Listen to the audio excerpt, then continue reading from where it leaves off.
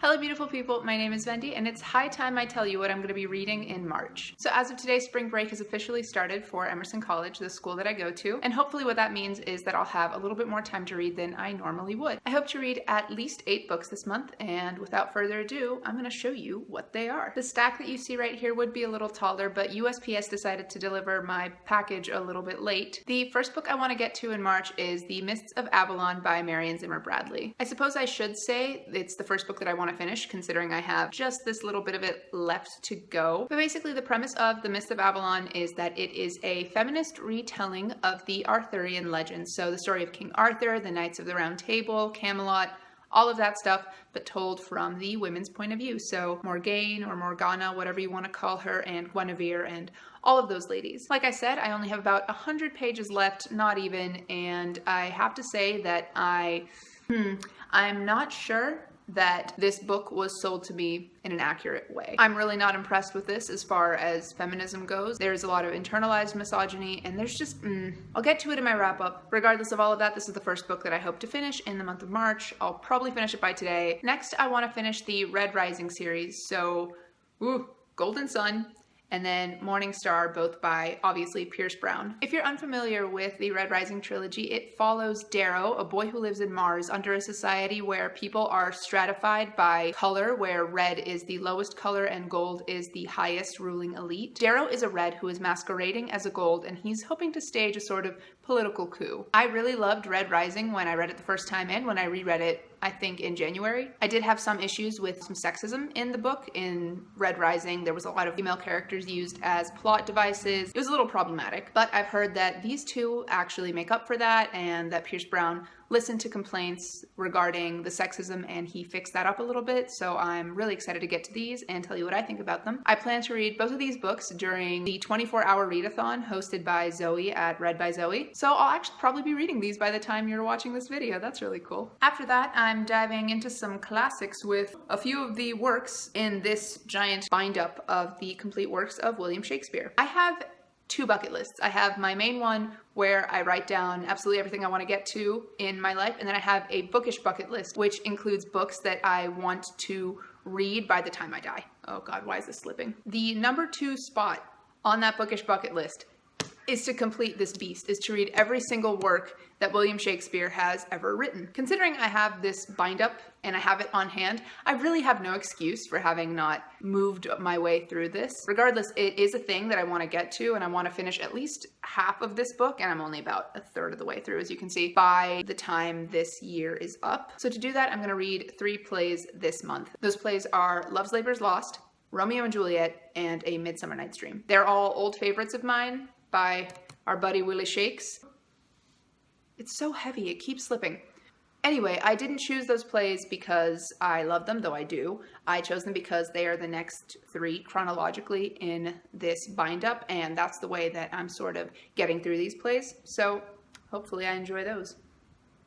Please stop. Please stop. William was being rude, so I had to put him away. After that, I want to get my nonfiction game going, so I'm going to read Toxic Parents, a book by Susan Forward. So what I found is that nonfiction titles tend to give you exactly what the book is going to be about, and Toxic Parents is basically following that same logic. Before any of you guys get worried, I'm not reading this book because I have a toxic parent in my life. I'm very, very fortunate to have the family that I do. They're wonderful to me and very, very supportive. I'm reading this book because I am currently writing a project in which my main character has a parent that's, I think, borderline abusive. As I said, I don't have very much experience with this topic, so I don't really know. So one, I want to make sure that this character is or isn't abusive and write them accordingly, and write the effects of their behavior on my main character accordingly. And 2, I want to give my protagonist a means of overcoming the stresses caused by this parent, so that, fingers crossed, when children are reading this book, they, God forbid, are in this sort of situation, they are given some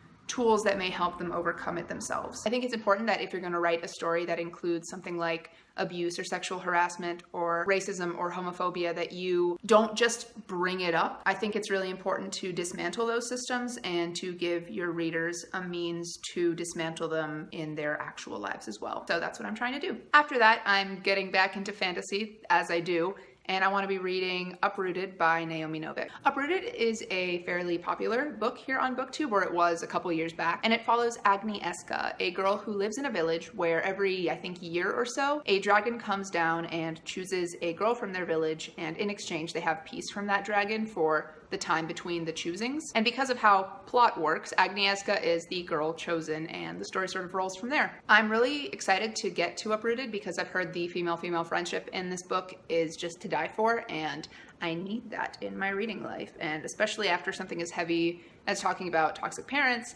I'm definitely going to be wanting to read about women supporting other women. I think that's always a thing you should want to read. The next book that I want to read in March is one that I'm sure is going to pop up on absolutely everyone's TBR all across BookTube, and even if you're not on BookTube, it's going to be on your radar at the very least, and that is Children of Blood and Bone by Tommy Adeyemi. I think of all the books coming out in recent days, Children of Blood and Bone is easily the most hyped of all those books. It is a West African-inspired fantasy following Zeli, who is a magi. I think that's a sort of mage or a person with magic, living in Orisha, a land where magic has recently been banned. Magic was banned within Zeli's lifetime, so she knows what it was like before and she knows what it was like after. And the plot of Children of Blood and Bone, I think, follows her trying to topple this government that has been persecuting her and people like her. Children of Blood and Bone is a debut novel for Tommy, and she already has a movie deal, so I'm really, really hyped to read this. Tommy is going to be having an event in Boston on March the 13th, and I will definitely be there, so if you're in the area, hit me up, say hello.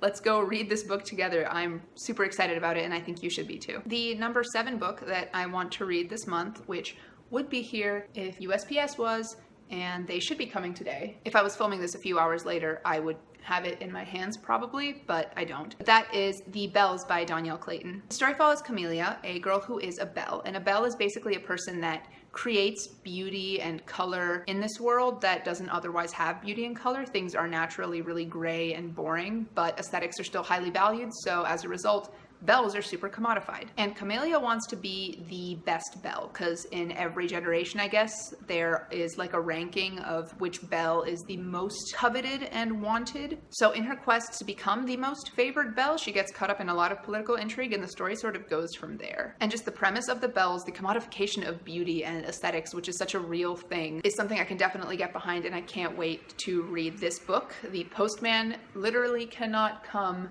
soon enough. I'm sending him vibes like toward my front door, hoping he'll be there because I want to get started on this as soon as I possibly can. And the last book that I want to read in March is one that I want to leave up to you guys to some extent. So the next video I have up is going to be called $14 Book Haul, and it's exactly what it sounds like. And in it, I have some books that I got from a library closeout sale here in Boston, and I don't know which one of them I want to read next, but I know that I do want to read one of them in March. So if that's a thing you guys would be interested in, I would love it if you would check that video out. It'll be up on Tuesday, and let me know which of those books is the one that I should get to next. If this isn't a thing you guys are interested in, please just let me know and I won't do it again. We'll pretend it never happened, and I'll just pick one and read it and hopefully enjoy it and let you guys know about it in my wrap-up. But I want to make sure that my content is interesting for you guys, so I figure if you guys decide what I'm reading, then you're gonna like hearing what I have to say about this book. Alrighty guys, that is it for me. This is my, well, part of